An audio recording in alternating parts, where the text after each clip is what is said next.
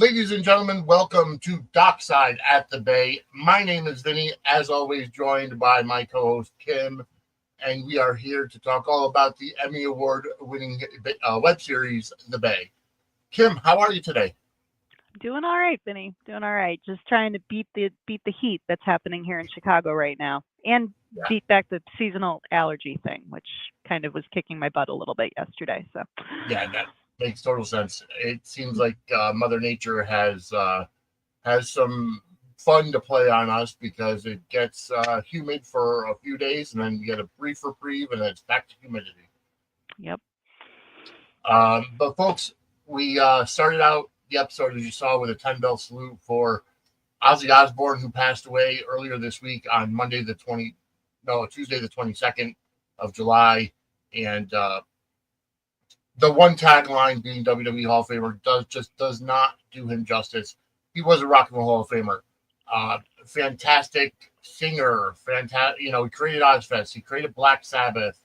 Um, just a fantastic singer, and then transitioned his career into being on TV with the reality series The Osbournes, which kind of kicked off the popularity of the family dynamic series.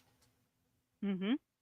Nope, definitely. It was kind of how I became more introduced to not having really grown up listening to Black Sabbath or anything like that, watching the Osbournes, as a teenager and Yeah, just getting to know, this dynamic, this family, everything, when it came. But, such a prolific artist, and just the fact that he managed to go out in such a way doing a farewell concert, and that yep, went, proceeds went to charity, just all the ways to go out.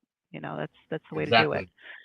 exactly. Suffering from Parkinson's for the latter part of his life, and all the drug use. It's kind of like a running joke, all the acid drops and everything. But making it at 76 years old, he lived a great life.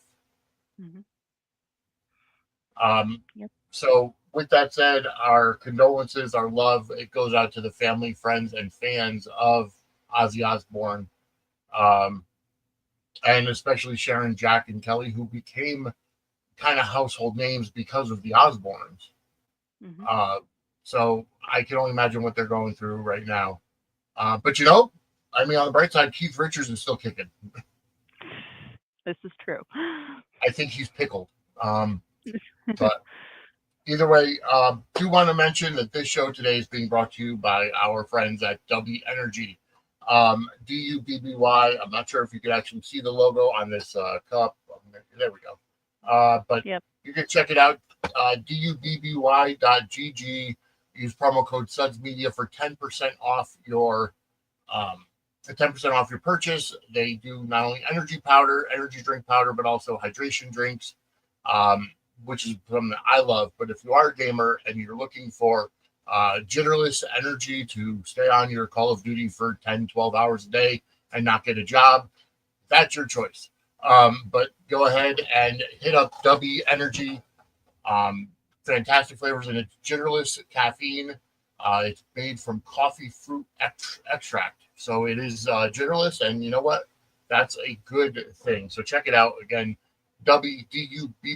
WDUBBY.GG, promo code Suds Media for 10% off your purchase.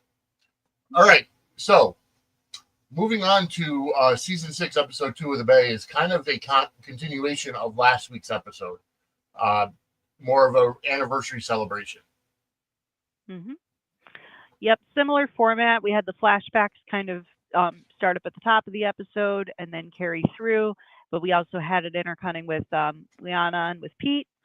It's still kind of at that lodge and still chatting and reminiscing, but of all the ways to kind of showcase what the show has accomplished and what the show has done, and all of the twists and turns, this was a good vehicle to go about it. I mean, they Yeah, managed to make it not feel very clunky, just introducing all of the flashbacks, and it felt very natural. It flowed it did. very well. And I liked too how the tail end of the episode, it led into, we got a reveal about one of the characters that's been off canvas for a little while, and we got to see Mhm. her come back. We got to see Vivian come back, which Yep.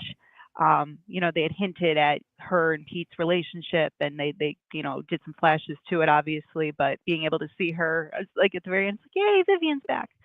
So it was, yeah, definitely just managed to show a lot and also, show how much the show has evolved and how much the show has changed. I mean, we were getting flashbacks even to Igor and Bay the Beginning Yes, and things like that. So just seeing where the show is now and currently versus, where it started, it's a, good way to get new fans, for the show for agreed. sure. Because how can you watch all these clips and not be curious?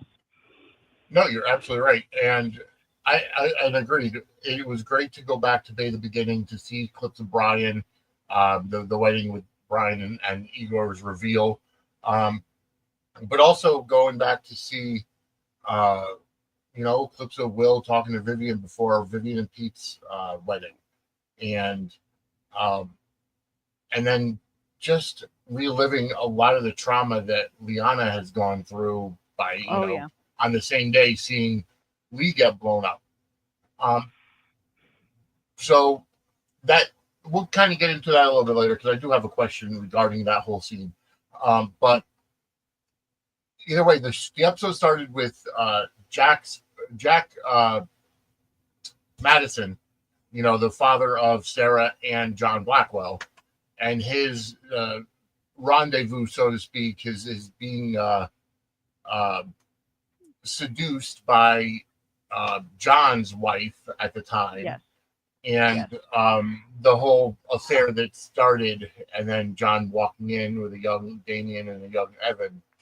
And I Uh, love how he's like having an affair, discussing his wife, current wife, Karen, but then also thinking about how the woman that he's currently with reminds him of his ex, who he still is entangled with. It's just, this guy got around.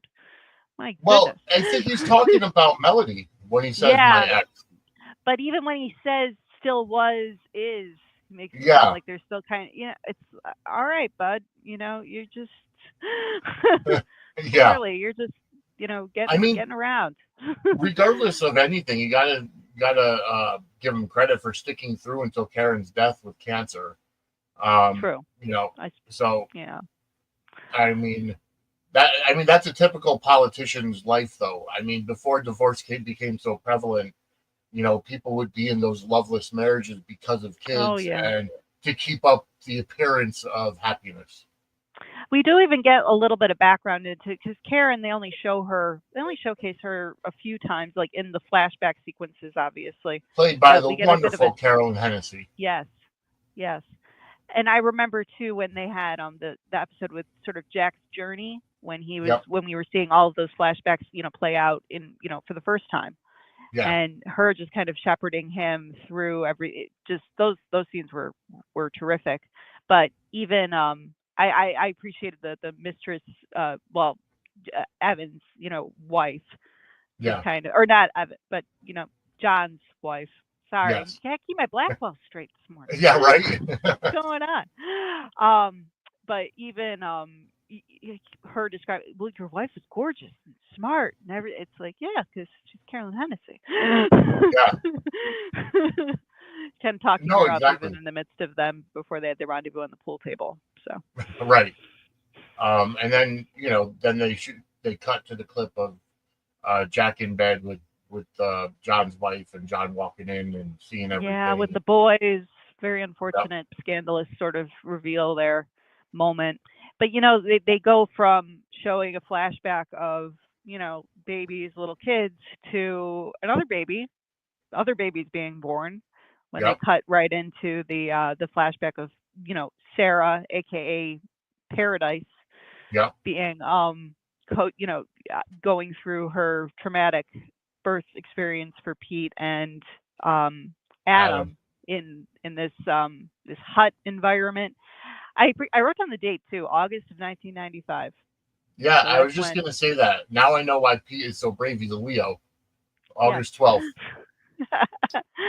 But we also had Robert Scott Wilson as young Arthur too. We Yeah. got to see that sort of moment, and just the whole traumatic sort of situation involving the twins being born. Obviously it lends itself to the whole plot that we saw explored in the previous season with the pendant and with Hmm. Turks and Caicos. It was just kind of twining that element back in. But my goodness, quite, she's going through it in that scene, poor woman. And Yeah, they're you're giving not her kidding. like all these concoctions, and it's just no wonder I would she love has no recollection. I would love to see kind of a flashback or at least some kind of a scene where Sarah is explaining to Pete why the hell she was in Turks and Caicos at 9 months pregnant.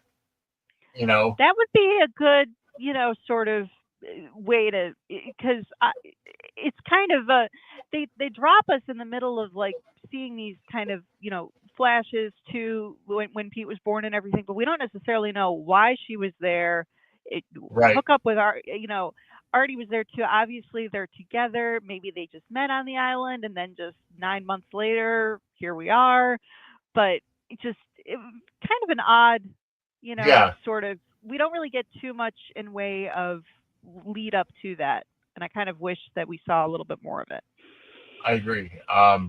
So because it's such hopefully a they kind of, pivotal moment. It's yeah, when our hero is born. So, exactly. Like we know his birth, but now what's the backstory?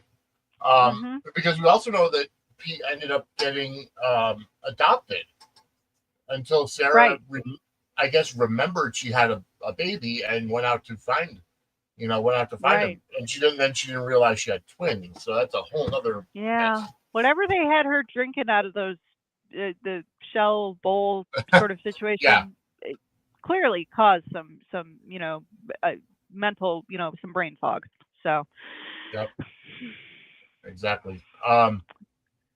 But we but did. then it was kind of funny too. We jumped from like that sort of island sequence to Pete and Liana walking through by the lodge, and then they're looking over at llamas, and I was just like, oh, Yes, that's just yeah, and I okay. liked her line. Of course, Pete Garrett would have a single male llama, I liked and that too. I made a note of that, and her saying too that she would hop the fence and find other llamas, and then that yep, being a way to kind of twine in how she was when she showed up at Brian's wedding and kind of caused all that disruption and just showing that she was a bit of a wild child, yes, especially when we first were introduced to her back in the beginning. no, exactly. And it's funny because outside of just a couple of scenes, and I like how throughout the series we've seen the friendship of Liana and Pete kind Mhm. of evolve. And Yep. I kind of like how they brought it up here where Pete said, it sucks, or no, I'm sorry, Liana said, I'm sorry, it sucks that we were bitter towards each other for so long. Pete's like, I've never been bitter towards you. And Right. she's like, guilty as charged. Yeah. She held a lot of bitterness because I guess she was resentful of the fact that, Pete dated her and then went on to date his mother or her mother.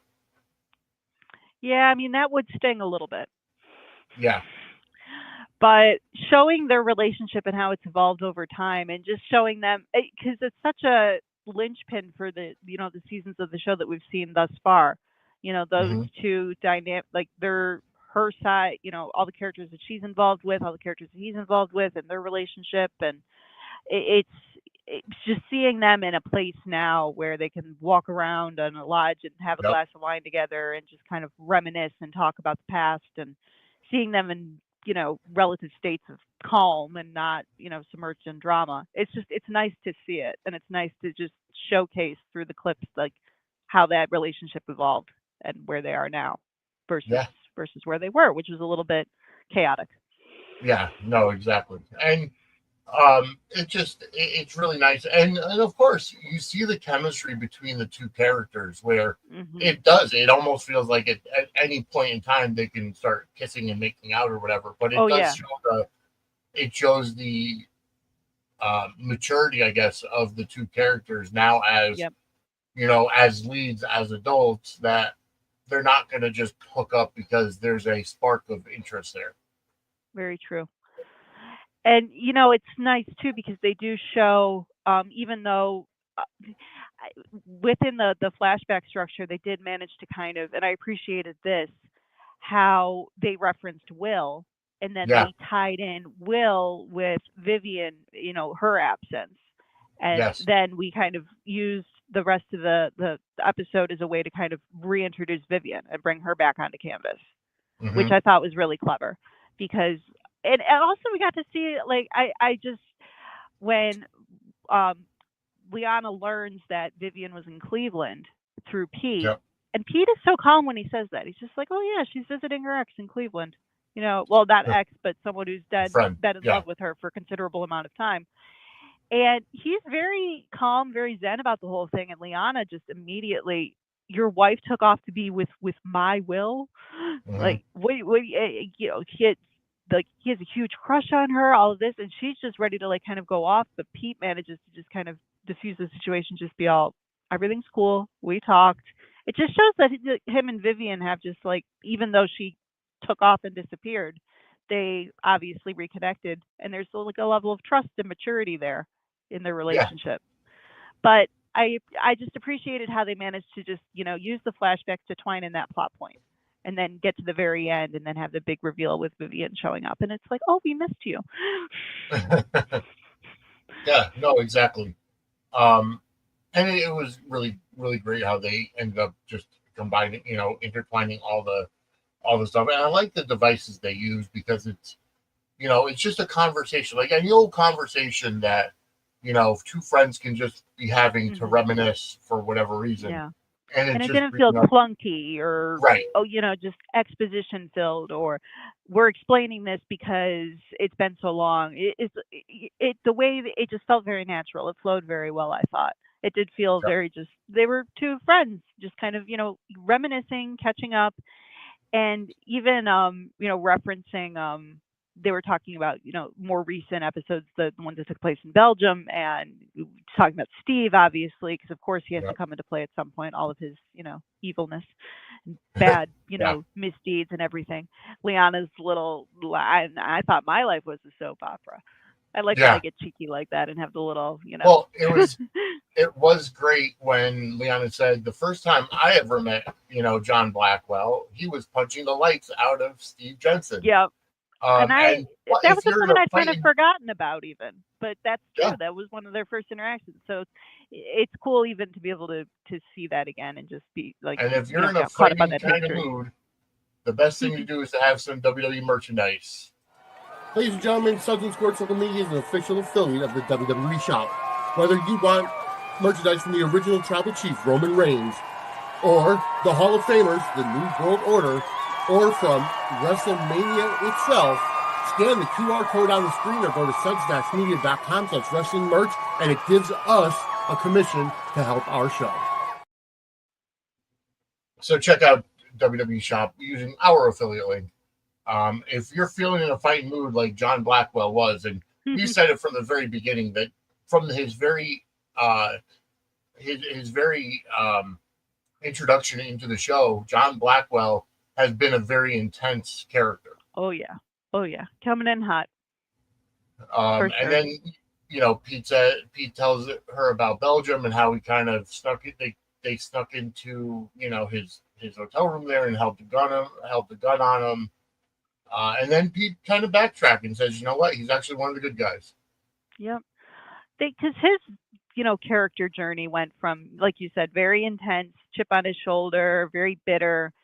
I mean, his opening lines are all about just wanting revenge against Sarah and him just spitting venom about her. And then, we even got to see the flash, which those scenes were so terrific between when Sarah is in prison still.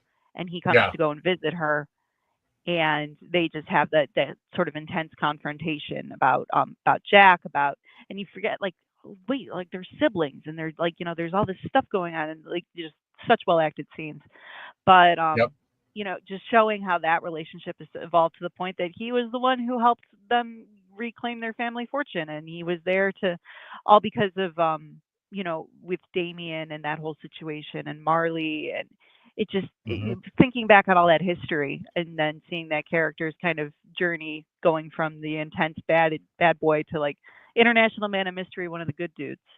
Exactly. It's cool to see, for sure. It really is. And I kind of, to be fair, and maybe I'll bring this up to Gregory when I see him in September, I would love for them to do a spin-off surrounding John Blackwell. Him having his entire show, just the world traveling, spy. On General Hospital, we talk about the WSB. On Days of Our Lives, it's the I can't remember their The acronym. ISA. The ISA. If they could literally do a spin-off, just going through John Blackwell's life as an international spy or what have you, and call it the like character's got a lot of the layers. Fixer. I'd watch it. No, I would there's too. definitely a lot of depth and a lot of untapped potential, sort of. Even when they showed the scenes when Liana was talking about how, and Pete didn't know or or had forgotten that John Blackwell and Janice were involved briefly. And I liked the two of them together. Maybe they could find a way to bring Janice back from the dead so that she can reunite with John Blackwell on this spinoff, because I appreciated their chemistry together, even though the relationship was kind of short-lived. Exactly. No, they did. They had really good chemistry, and it looked really good for Janice to kind of be getting back out there. But Liana did say, I think John was a little bit more smitten with Janice, and she didn't really return the feelings too much. Although we saw it differently. Yeah, I don't know. We saw a little bit more of a warm and fuzzy John Blackwell around her. I felt like. Agreed. But then we find out that after she dies, he ends up paying Orchid to come over and spend some time. Yeah, that wasn't a clip on the show, folks. Yeah, kind of hit the reset button on the warm and fuzzy after that. But, but I did appreciate even Liana's line. The town is so incestuous, because she starts talking about just in terms of everyone dating everyone, and it's like that's typical soap, but just kind of calling it out. I like little like references like that. That's always fun. Exactly. And then, all right. So here's something we have to get into, because Pete said a lot. We saw the flashback of the wedding, and Brian lifting the veil and seeing Igor, but it was also interspliced with Liana at the pier, kind of walking through, following, seeing Lee get out of the car and going into that abandoned crate or whatever it was, and the explosion. And I just realized that Liana witnessed both of her parents' deaths. Yeah, she did. We always say that she's like, long-suffering Liana. She has been through the ringer. But to put that kind of a point on it and just remind us that, yes, she's, seen both of it. Very tragic. The character has been dealt with a lot. But it was nice to, like I said, see her being able to like kind of walk around the lodge area with the wine, and get to see the llamas and get to have an event there. And it seems like she's kind of being able to like move past the whole tragic figure sort of space, and manage to find herself a little bit and find a little bit of peace, which is the girl needs it. Yeah, exactly. So I mean, and then she just comes back and Pete says, I'm sure that if you asked, Sarah would sit down, with you. I loved that. That was such a nice little moment. And the thing is, I like to think that despite Sarah's, history and issues with Janice, fun, knowing those, I like to think that would be another scene that I'd sit down and watch, the two of them just kind of chatting about. Because as, referenced as Lee is, we really didn't see much of that guy until he was blown up, Right. He played such a big role in the past with so to being it would have been interesting, to kind of see them, chat a little bit more about his character and that past and that situation. I feel like that's another, we need another spinoff, basically. All of Sarah's love interests and past.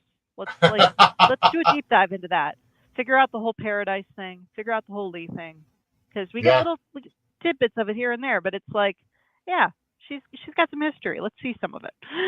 And we can name it Sarah's Suitors. There we go. I mean, that would be fun.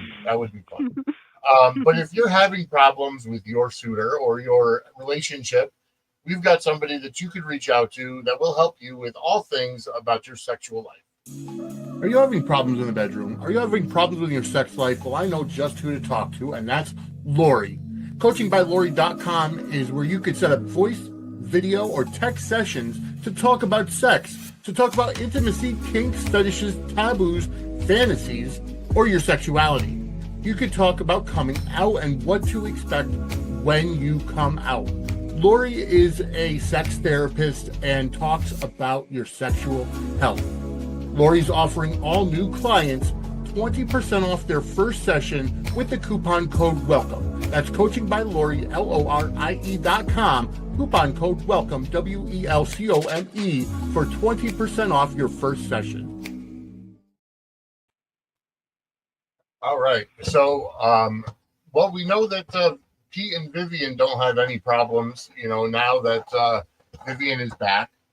Mhm. And, it was nice how the way it was juxtaposed on the show was almost like Liana leaving the house, like his old life, the past, and then Vivian coming home, and now he's kind of complete. The future is here, even though they've been together before, but now it's almost he is entering in a new phase of life.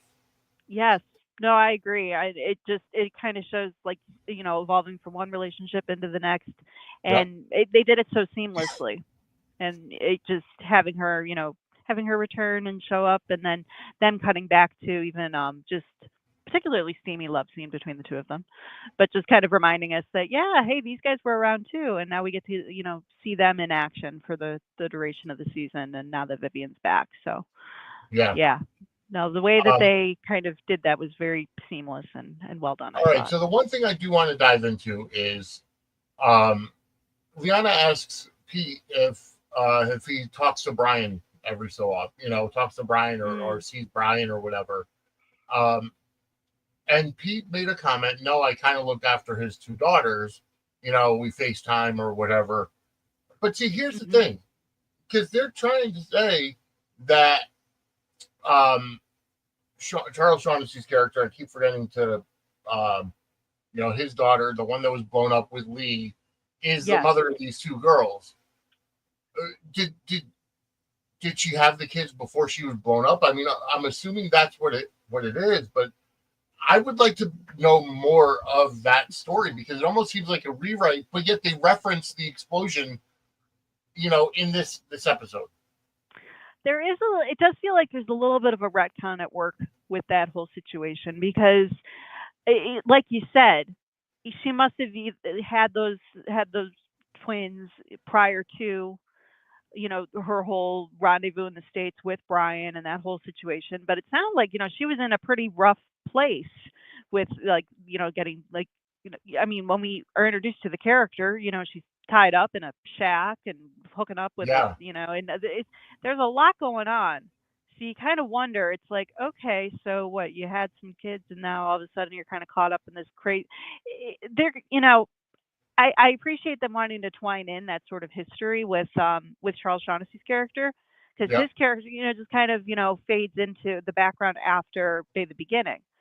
Yeah. And I appreciate them wanting to draw back on that, but I feel like it took a little retconning, reorganizing in order to kind of make it happen. Because the way that Bay the Beginning made it out to be was Brian had an affair with this woman, but it was just like a brief affair, and it was a lot of bondage, a lot of BDSM, whatever, and it was just a brief affair. It wasn't that he was actively cheating on Zoe.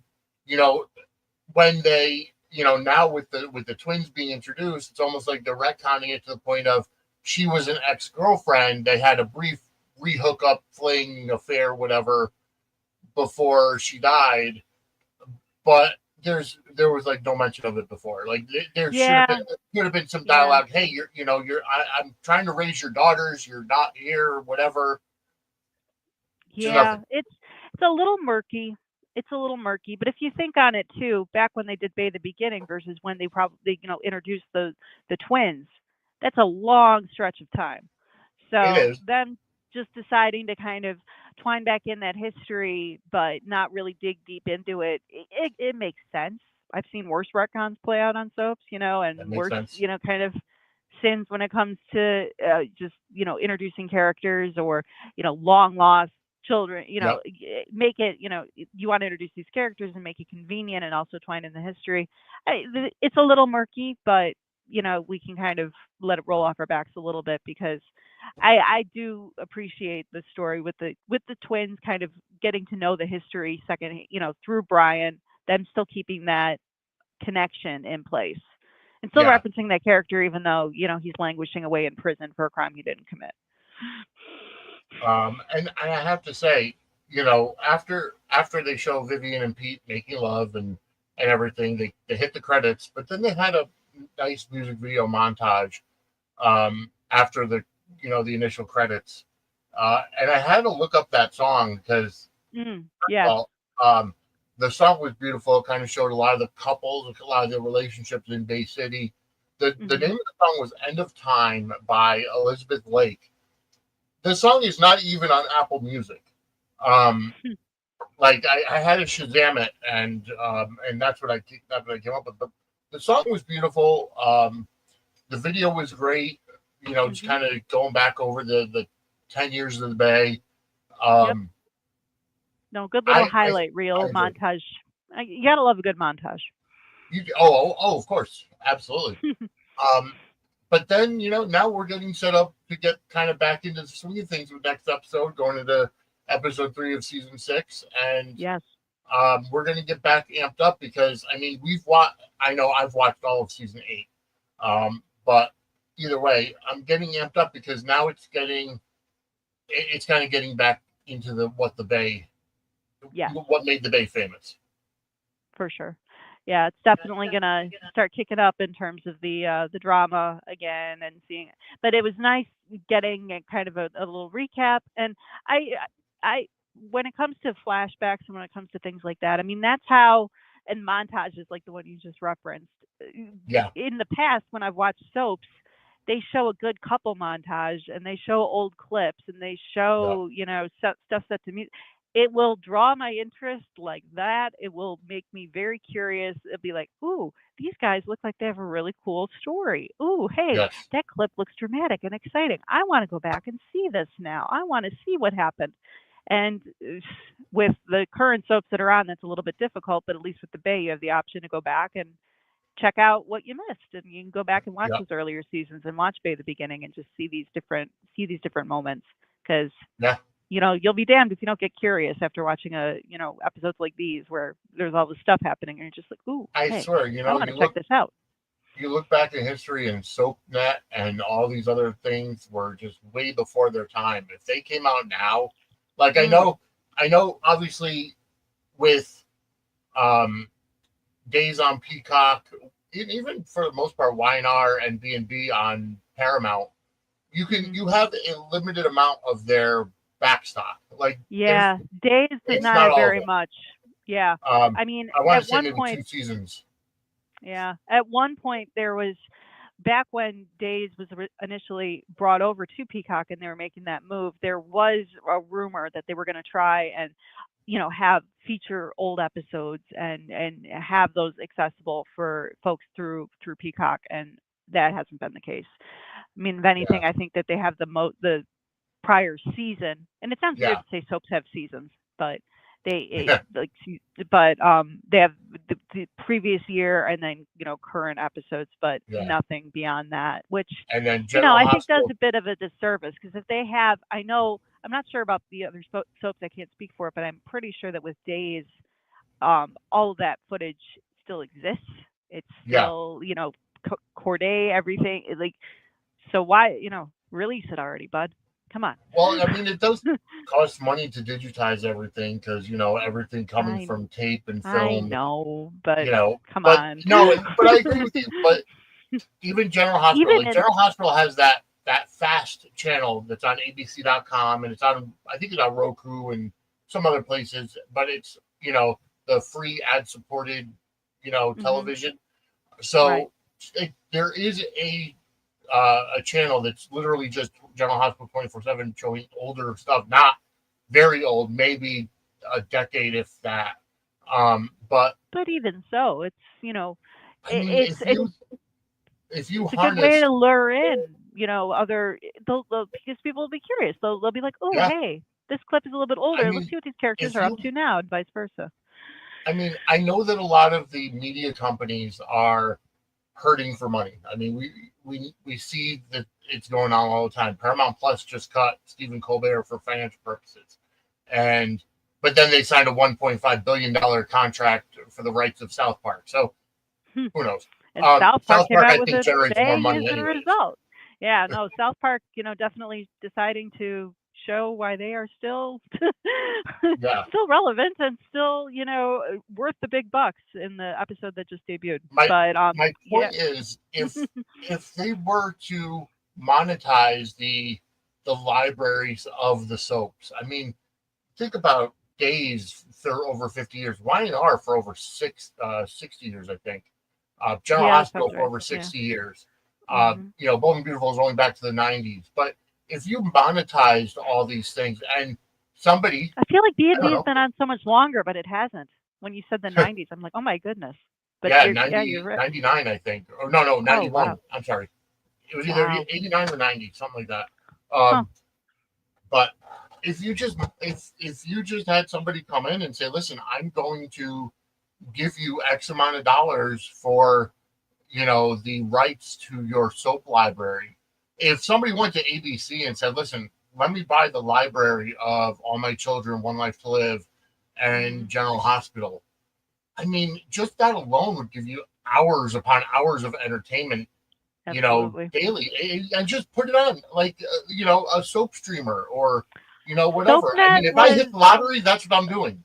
Yeah, same here. Because SoapNet, we didn't appreciate it enough because honestly, like the way that just they had the talk shows that were, they had the reality show. I want to be a soap star through SoapNet. They definitely, were doing their best to embrace the genre and pump it up and showcase it. And I remember them having like an Erica Kane centered episode, like they would just show like clips of Susan Lucia's Erica, and things like that would just suck you in if you were a newer viewer because you'd watch these clips that were just like phenomenal and fun and soapy, and you'd get drawn in and you'd want to watch the series and you'd want to watch the show. And I was definitely hopeful that with Peacock they would try and because with Days being the only one that's streaming on like a streaming platform and no longer on, just main, the main networks, you would think that they would try, because even Days tried to do like an app at one point,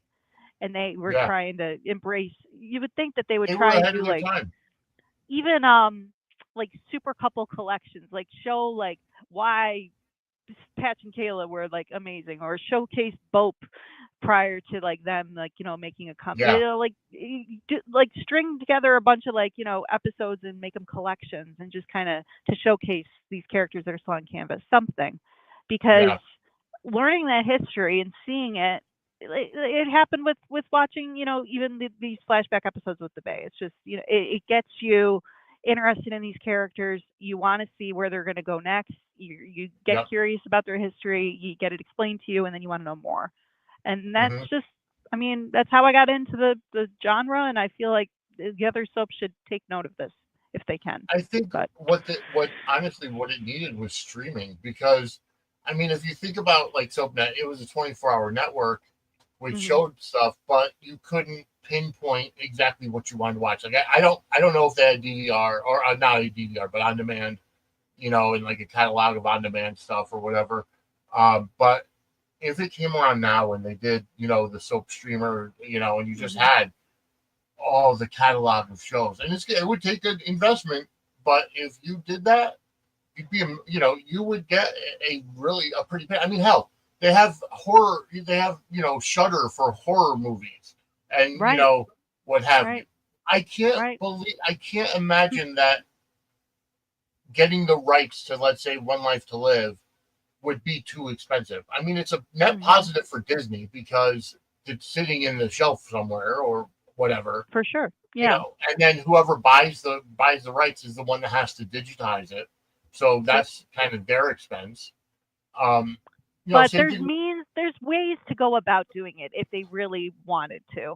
There are ways to kind of, if it was like, a big priority, there would be they could find a way to at least, even if it's not the full collection of episodes, even if it's not, they could take As the World Turns, not necessarily every episode dating back from when that soap debuted, but re-air, chunks and scene or decades or eras or showcase couples or just there's ways to just kind of showcase that history through Yeah. resurrecting some of these episodes and finding a way to just get that out to fans and things. And I just Well, you know what? I'm gonna it'd be really cool to see. go ahead.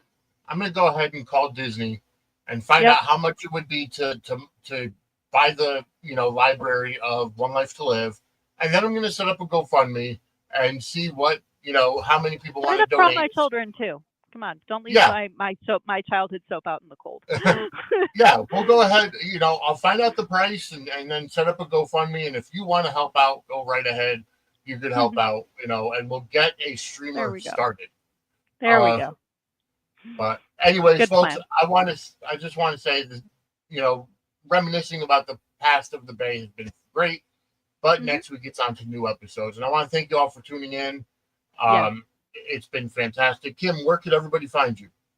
So I am Misfit8690 on Twitter and a Little Misfit 52 on YouTube. So feel free to hit me up there to chat about soaps or whatever strikes your fancy.